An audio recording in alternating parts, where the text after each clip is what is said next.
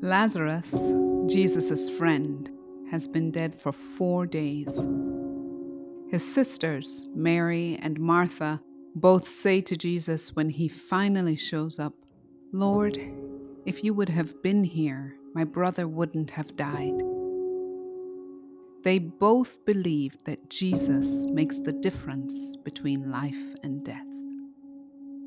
We also believe Jesus makes the difference between life and death, but our journey is dramatically different from Lazarus's. In all my years of officiating at funerals and memorial services, I have never seen the deceased walk out of the cemetery or columbarium, but I have seen my share of resurrections. I have seen people bury their spouses and live in a tomb designed by grief until new companionship brings new love, life, and joy. I have watched parents bury their infant child and speak of feeling forsaken by God, just like Mary and Martha, and in one calendar year announce a new pregnancy, new faith, and new hope.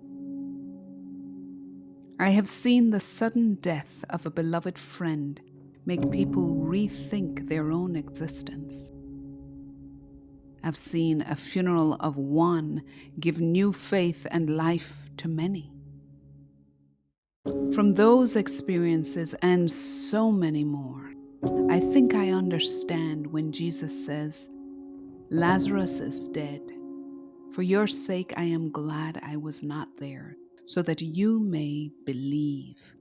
But let us go to him." The image here is of Jesus walking toward us in grief and loss. Jesus walking towards death to make resurrection. This was different and more than Mary and Martha ever imagined. Sure, they believed in the distant cosmic resurrection when the Messiah comes and all death is defeated. But this was resurrection up close, in their family, in their community. If anything really dies in this story, it is 4 things.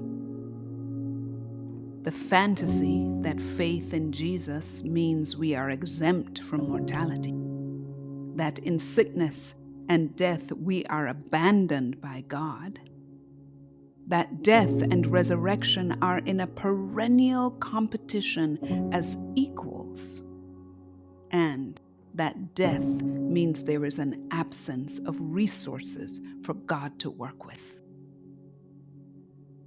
The transferrable vitality of this story to us is the truth that God does God's best work with sick, despairing, and dying things. God is greater than all the graves we can encounter, because in death, life is changed, not ended. We might not be Lazarus, but Jesus still makes all the difference between life and